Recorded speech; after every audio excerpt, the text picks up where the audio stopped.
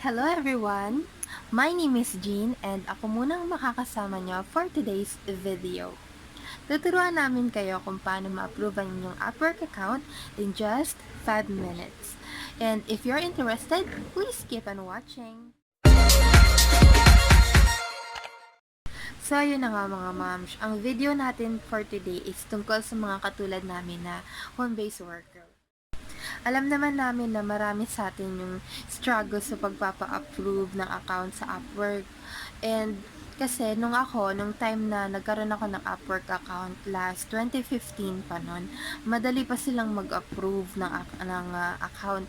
Ngayon, medyo mahigpit na sila. So, ayun na, marami na sa atin nakaka-experience na nakakailang resubmit na ng account kay Upwork pero hindi pa rin talaga na-approve.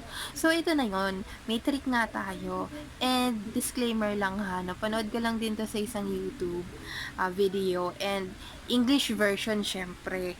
And gusto naman namin sa Mom She's Vlog na gumawa ng version na Filipino, Tagalog version. So, ayun na, gagawa tayo ng video para sa fast approval ng account sa Upwork. And syempre, kailangan natin ng Upwork account. And dahil approve na yung account namin nila Ma'am si Grace, CJ, Cha, and Christine, hindi na namin pwedeng gamitin yan. Ang ginawa namin, humingi kami ng isang Upwork account sa isang co-momshies namin sa Home-Based Mom Tribe na kung papayag ba siya na gamitin yung account niya para sa video natin for today. And then, ayun nga, pumayag naman siya. Ito na nga guys, magla-login na tayo. Pero, ang gagamitin nating login is yung galing kay Momshi Arlene.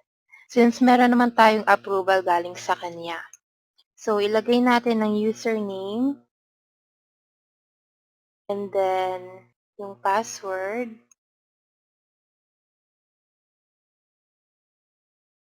Ayan, hintayin lang natin siya mag-login. Ayan, once na naka-login na tayo, makikita na natin yung kanyang profile. And kung nakikita niyo sa taas, ito, may nakalagay, resubmit profile. Ibig sabihin, nag-try siya na mag-submit ng profile niya sa Upwork, pero hindi siya na-approve.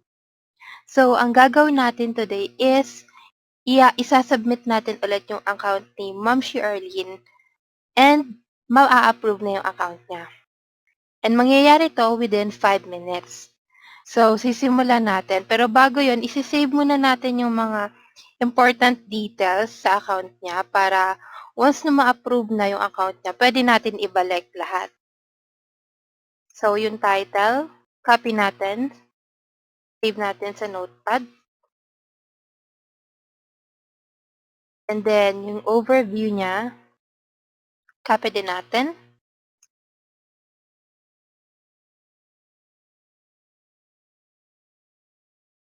Ayan. Ayan. And then, yung kanyang address, check natin. Kailangan ma-save din natin.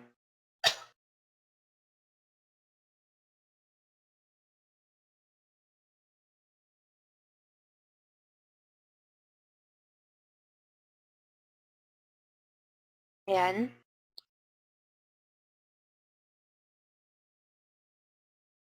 So, once na-save nyo na yung important details nyo, pwede nyo nang simulan yung pag-edit ng information para ma-approve yung Upwork account nyo. So, sisimulan natin dito sa title. Kung nakikita nyo ang nakalagay kay Arlene is Data Entry Specialist, Email Support, and Researcher, gagawin natin niyang Mobile App Developer. Ayan, Mobile App Developer. Then save.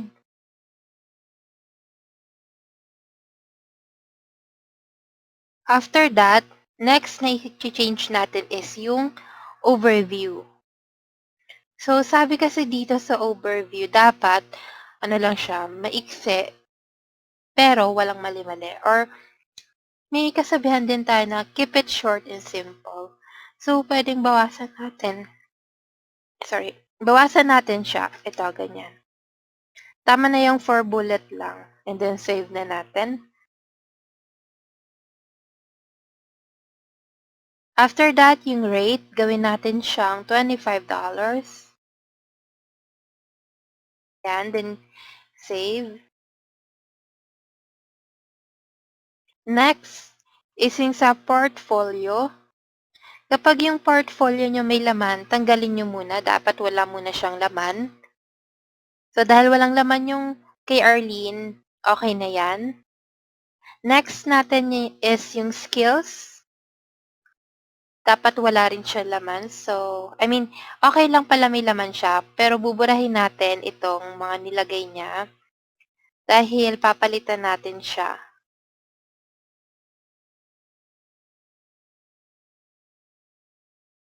Ayan.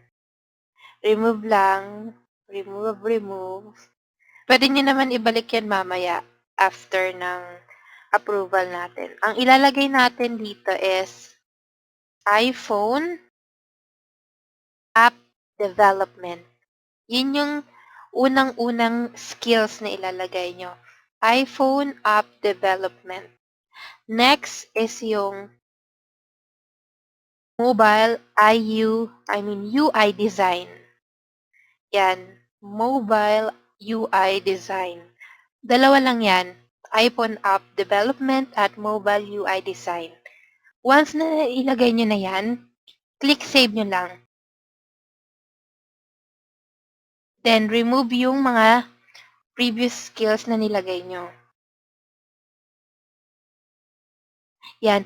Once na nailagay nyo na yung dalawang skills na yan, okay na yan. Proceed na tayo dito. Pagdating naman sa test, okay lang kahit walang nakalagay dyan. Pero kung meron, okay lang din. Wag na lang din natin gagalawin. Proceed tayo sa certifications. Dapat wala munang laman siya. So, since walang nakalagay yan kay Arlene, okay na yan. Next natin is yung employment history. Sa employment history, dapat wala munang nakalagay na kahit ano. So, buburahin muna natin to. So, kay Sis Arlene, sorry, buburahin ko muna pero ilagay mo na lang ulit kapag okay na yung account. Madali na lang naman yan. So, yan, wala na. Next na natin is yung education. Yan, sorry, kailangan din natin siyang burahin. Again, Sis Arlene, ikaw na lang din maglagay. Kaya mo na yan. Madali lang yan. Yan. So, yung other experiences din dapat walang laman. Yan, yung education, walang laman. Employment history, walang laman. Certification, walang laman. Test, okay lang kung meron, pero wag nyo nang dagdagan. And kung wala, okay lang din. Sa skills, dapat dalawa lang yan. Unang-una yung iPhone app development. Pangalawa yung mobile UI design. And yung portfolio, dapat wala ding laman. Sa rate, dapat $25. And yung overview, kahit ano naman sa overview, basta short lang siya, wag masyadong mahaba. And then sa mobile app developer na title, dapat nang nakalagay. And then pag okay na yan, next natin is yung profile settings. Sa profile settings, tatandaan nyo mabuti kung ano yung mga dapat nating i-change. Unang-una yung visibility.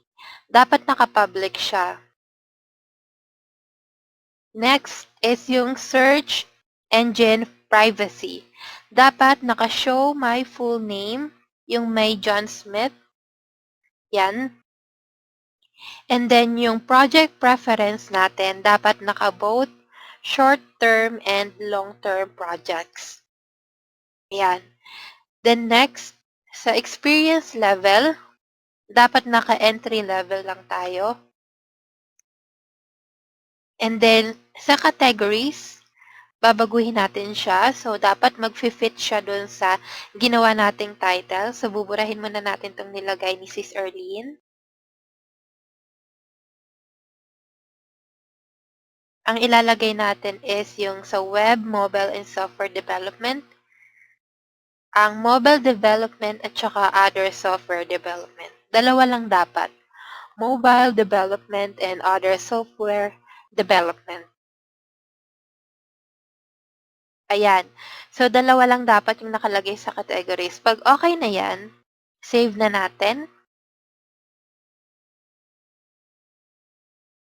Ayan. Once na na-save na yan, proceed na tayo sa last stage. Doon na tayo sa settings natin, sa location. Yun yung pinaka-importante sa lahat yung location kasi madalas nakakalimutan baguhin ng iba yung location. So, ang nangyayari, hindi nagwo-work sa kanila yung Upwork trick na ginagamit natin. So, dito, ang time zone na gagamitin natin, since katulad yan ng sinabi ko kanina, nanggaling to sa Pakistan, ang gagamitin nating time zone is yung UTC 5. Wait lang, UTC 5. Ano ba yan? Ito, UTC 5, Islamabad, Karachi. Yan. Again, UTC 5, Islamabad, Karachi. Yan yung time zone natin. And then sa country, ang lagay natin is Pakistan. Huwag kayong mag-alala again. Pwede nyo tong ibalik sa normal or sa tamang details once na ma-approve na yung account nyo. And then sa address, Multan. And then sa city, Multan, Pakistan ang ilalagay. Ito, Multan, Pakistan. Sa zip code, ang ilalagay sa zip code is 34410. Yan. And then, sa mobile number naman, itong first 3 digit ng mobile number sa unahan, or kung nakikita niyo sa video, sa left side, itong may highlight, gagawin natin siyang 306. And then the rest, okay na yan. Then once na-change niyo na yan, update niyo lang. Then pag na-save na siya, okay na siya. Ayan. So, okay na yan. Wala na tayong ibang babaguhin dito sa settings, sa contact info, kundi yung location lang. Pag na-change niyo na yung location, balik na kayo dito. Click niyo tong Upwork. And then, mapupunta ulit kayo dito sa inyong profile. So, okay na. Na-check na natin lahat. Yung dito sa harap, yung profile mismo. And yung dito sa may profile setting. And yung location. Na-change na natin ang lahat. Pwede na natin siya i-submit. Pero, ipapakita ko sa inyo kung gaano siya katagal bago ma-approve. Ang oras natin ngayon is 1:28 a.m. March 18. So, i-click ko na yung resubmit profile.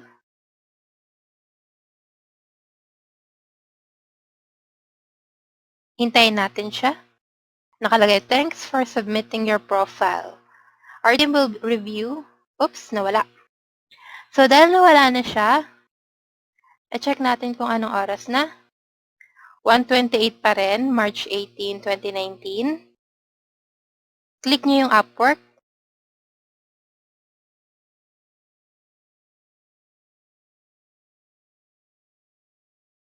Hintayin natin.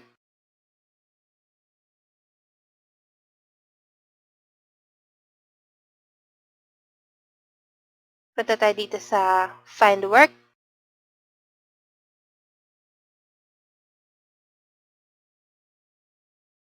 Ayan. Nakalagay na, congrats, you're now part of Upwork. So, ayan na. Approved na yung account ni Arlene. And kung makikita nyo dito sa baba, meron na siyang 60 available connects. So, ganun lang yun. Ang oras din natin ngayon is 1:29, March 18, 2019.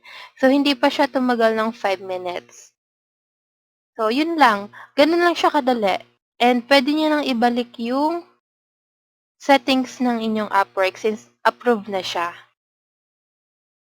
So, i-change nyo na lang pabalik yung location nyo. importanteng baguhin niyo yung location niya, ibalik niyo siya sa tamang location. So, yun lang guys. Sana nag-gets niyo yung video natin for today. And siguraduhin niyo na ifa-follow niyo siya mula sa pinaka-umpisa na stage natin hanggang sa last part para ma-sure talaga na ma-approve yung account niyo. And again, if nagustuhan niyo yung video na to, please give us a thumbs up and subscribe to our channel. Thank you so much again guys for your time and see you on our next video. Bye!